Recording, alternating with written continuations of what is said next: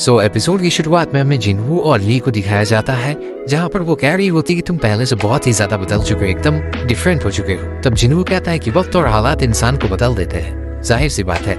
वो कह रही होती है कि देखो मैंने बहुत ज्यादा कोशिश की, लेकिन मुझे नहीं लगता है कि पिछले इंसिडेंट से मैं अभी तक उभर पाई हूँ। मैं भी जाना चाहती हूँ B rank dungeon, C rank dungeon, A rank dungeon में लोगों की मदद करना चाहती हूँ, लेकिन मुझसे लगता नहीं कि अब ये सब हो पाएगा, क्योंकि मैंने बहुत ज़्यादा करने की कोशिश की, लेकिन मैं उस दिन से उभर नहीं पा रही हूँ। मुझे ऐसा बार बार लगता है कि वो चीज़ मुझे मारने को दौड़ रही है और जिसकी वजह से मैं अपनी पावर्स पे भी काबू नहीं कर पा रही हूँ। मुझे लगता है कि मुझे अब रिटायरमेंट ले लेना चाहिए।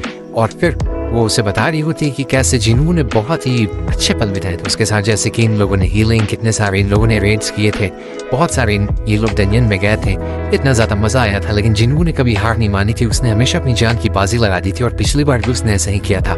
इसलिए वो जिनवू गिफ्ट के तौर पर एक बहुत ही रेयर क्रिस्टल देती है, कहती है कि ये लो तुम इसे रख लो, तुम इसी के हकदार हो, क्योंकि मैं अब रिटायर होने वाली हूँ। तो जिनवू ले लेता है क्योंकि उसके दोस्त की तरफ से रहता है और आखिरी में वो अब रिटायर ही होने वाली रहती है।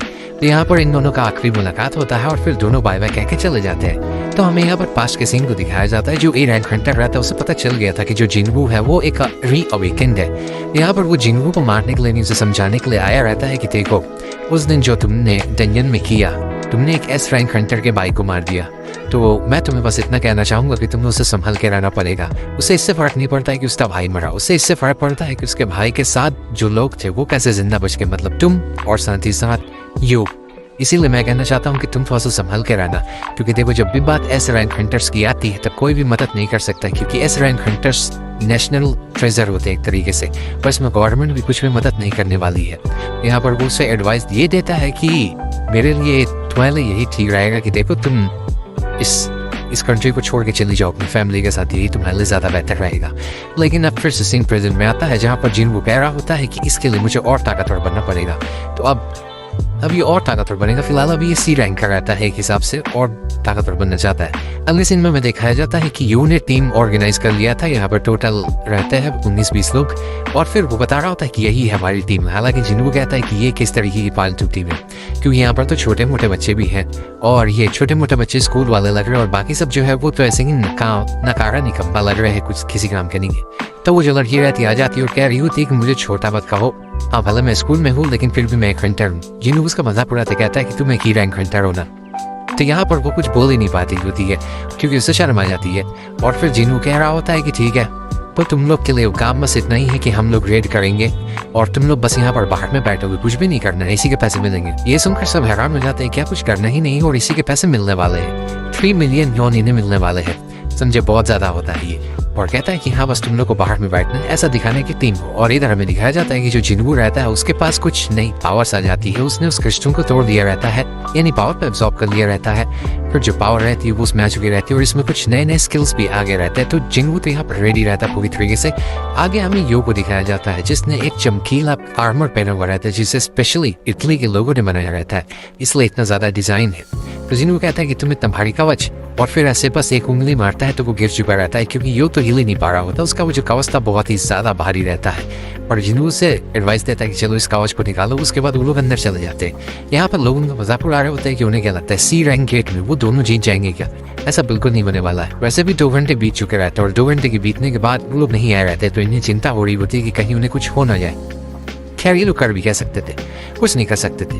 तब दिखाया जाता है कि कैसे गेट बंद हो रहा होता है, इसका मतलब इन लोगों ने बॉस को हरा दिया रहता है। अब ये चीजें देखकर सभी लोग एकदम हैरान हो जाते हैं कि आखिर ऐसा कैसे हो सकता है, सिर्फ 2 लोग गए और उस सी रैंक गेट को इन लोगों ने बंद कर दिया। ये देखकर सब बहुत ही ज्यादा हैरान हो जाते हैं। तो इनका एक दिन में काम नहीं रहता, इनका एक ही दिन में बहुत सारे टारगेट रहते हैं। तो ये हर दिन 3-3 डंजन्स में जा रहे होते हैं और 3-3 डंजन्स को खत्म कर रहे होते हैं। यहाँ पर सबसे ज्यादा फायदा तो जिनवू का हो रहा होता है, क्योंकि वो लेवल अप कर रहा होता है बहुत ही तेजी के साथ। और यहाँ पर जिनवू के पास कुछ नए नए स्किल्स भी आ गए थे, जैसा कि आप देख सकते हैं कि लेवल अप करने की कोई सीमा नहीं रहती है। ये अभी एक तरीके से देखा जाए तो लगभग ताकतवर बन चुका है, बहुत ज्यादा पावरफुल बन गया। जैसे कि एक नया स्टेल्थ अटैक आया है इसके पास और देता है इस बड़े से भेड़िए को, वो खत्म हो चुका रहता है। और आगे हमें ये दिखाया जाता है कि ये चेक कर रहा होता अपने स्टेटस, जहाँ पर इसे ये पता लगता है कि कहीं ना कहीं ये बी और ए रैंक के बीच में भी पहुंच चुका है, मतलब इतना भी ताकतवर नहीं बना है। खैर ये फिर से जाना चाहता था उस जगह पर। जहाँ पर सेरबरस को हराया था, तभी अचानक से क्वेस्ट आ जाता है। ये रहता है एक जॉब चेंज क्वेस्ट, और ये क्या है पता नहीं। सीन कट होता है, हमें व्हाइट टाइगर गिल्ड के मैनेजर को दिखाया जाता है। ये मैनेजर रहता है जो कि गिल्ड्स में बंदों को लेता है, और यहाँ देख रहा होता है कि किसने सी रैंक के सारे डंजन खरीद लिए। तब पता चलता है कि जिन्वू कंस्ट्रक्शन यानी यू के फादर ने सी रैंक गेट्स को खरीदा है। मतलब यहाँ गेट्स खरीदा भी जा सकता है, समझे, पैसों दे के गेट्स खरीदा जाता है। तो वो यहाँ पे चेक कर रहा होता है कि आखिर ये कौन सी टीम है और इस टीम में कौन कौन बंदे हैं। अचानक से उसकी नजर जाती है एक ईरा इन्फेंटर जिसका नाम रहता है शू जिनवू, और इसे देखते ही वो समझ चुका रहता है। इसने पहले ही ठान लिया था कि हाँ ऐसा हो सकता है कि वो एक डबल अवेकेंड हो। उसका साथी कह रहा होता है कि सर लेकिन ऐसा कैसे हो सकता है, एक डबल अवेकेंड कैसे वो हो सकता है। तब वो बता रहा होता है कि देखो सबसे पहला केस तुम्हें याद है जब वो प्री अवेकेंड वाला डंजन आया था, वहाँ पर वो सर्वाइव कर गया था। उसके बाद तुम्हें अभी हाल फिलहाल का केस तो याद ही होगा, उसमें भी ये दोनों सर्वाइव कर गए थे, और वो बड़ा केस वो भी तुम्हें याद होगा, इसमें भी सिर्फ यही दोनों सर्वाइव करके गए थे। इसका मतलब ये है कि वो कोई री अवेकेंड हो सकता है। तो वो लोग जाते हैं जहाँ पर जिनवू रहता है, लेकिन वो पैनिंग गेट के अंदर चला गया रहता है। तो ये लड़कियाँ आके उन्हें रुक देती है, और ये लोग बस बहाना बना रहे होते हैं कि अच्छा हम बस हंटर्स को देख रहे थे कि आखिर वो कहाँ पर है। तब वो कहती है कि आपका यहाँ रुकना सही नहीं है।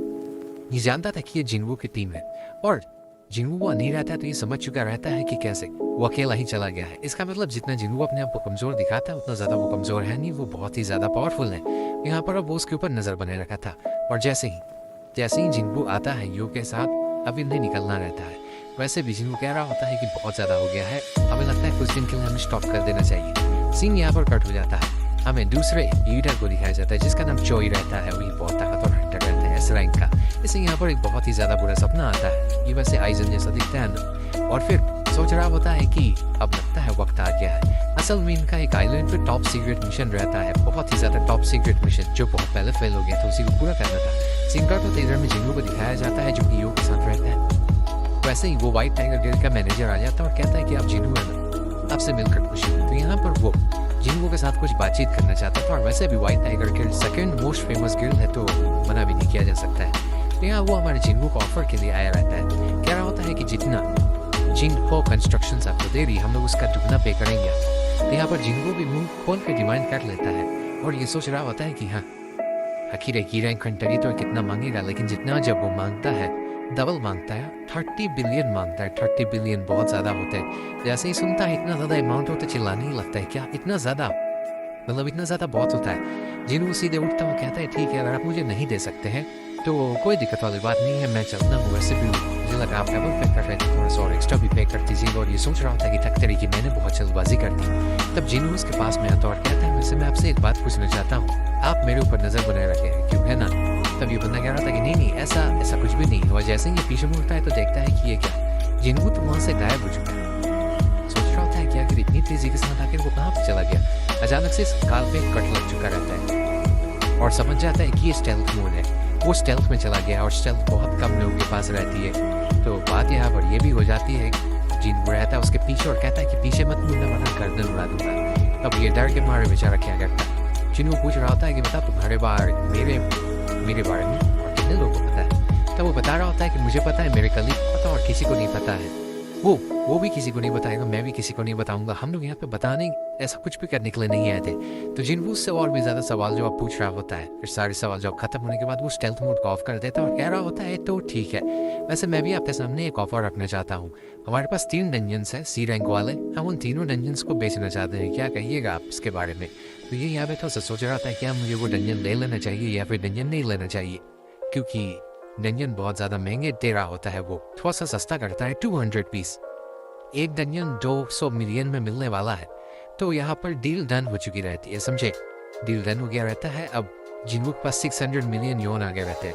फिर जिनवू से हील भी कर देता है उस बंदे को। ये देख वो हैरान हो जाता है।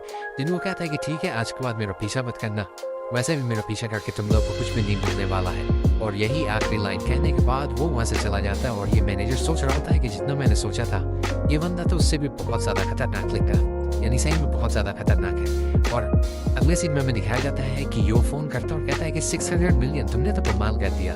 सीन फिर से कट होता है, हमें व्हाइट टाइगर गिल्ड को दिखाया जाता है। तो व्हाइट टाइगर गिल्ड में यहाँ पर ये मकदर मची हुई रहती है कि जो डंजन इन्हें 150 मिलियन में मिल सकता था जिनवू ने 200 में बेच दिया। इसका मतलब जिनवू ने व्हाइट टाइगर गिल्ड के मैनेजर को चूना लगा दिया, बहुत ही भारी वाला।